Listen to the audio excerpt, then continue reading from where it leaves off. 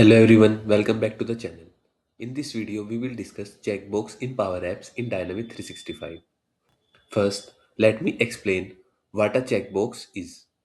A checkbox is used when we want the to select yes or no, or true or false. When the checkbox is checked, its value is true. When it is unchecked, its value is false. Now, insert a checkbox control.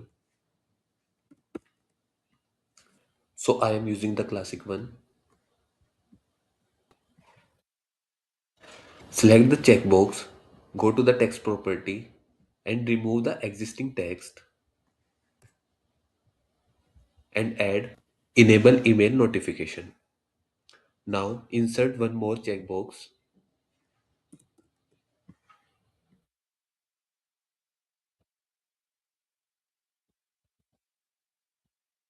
Select the text property of the second checkbox, remove the existing text and add mark case as urgent. So now we have two checkboxes. Each checkbox has a text property, what the user see, and a value property, true or false. Now we will extract the checkbox value and display them on the screen. Now insert two labels control.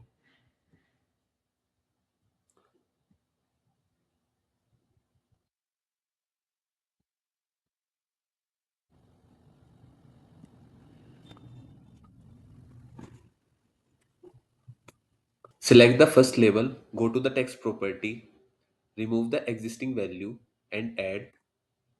This formula display the text of the first checkbox, which is enable email notification. Select the second label, go to the text property, remove the existing value and add. This formula display the value of the checkbox which will be true or false based on a selection. Similarly, insert two more labels for the second checkbox.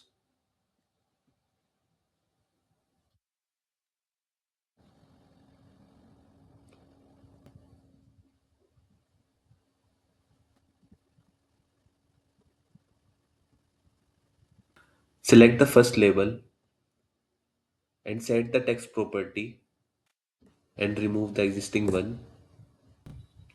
This display mark case as urgent. Select the second label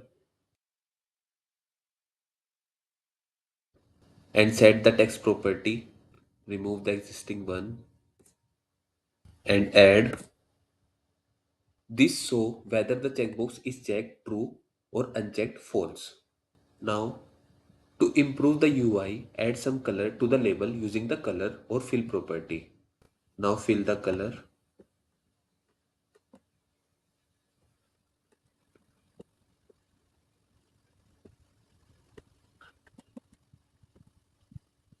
Now I want to increase the font size of these labels. So go to the properties panel and increase the font size from here.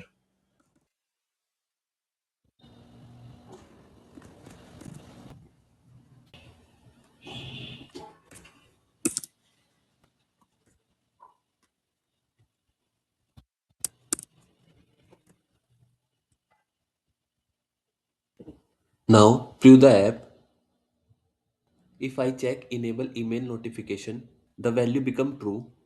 If I check mark case as urgent, its value become true. And if I uncheck any checkbox, the value change become to false. So in this video, we covered how to use checkbox in Power Apps in Dynamic 365, how to work with its text and values properties, and how we can use it for real-time business scenarios.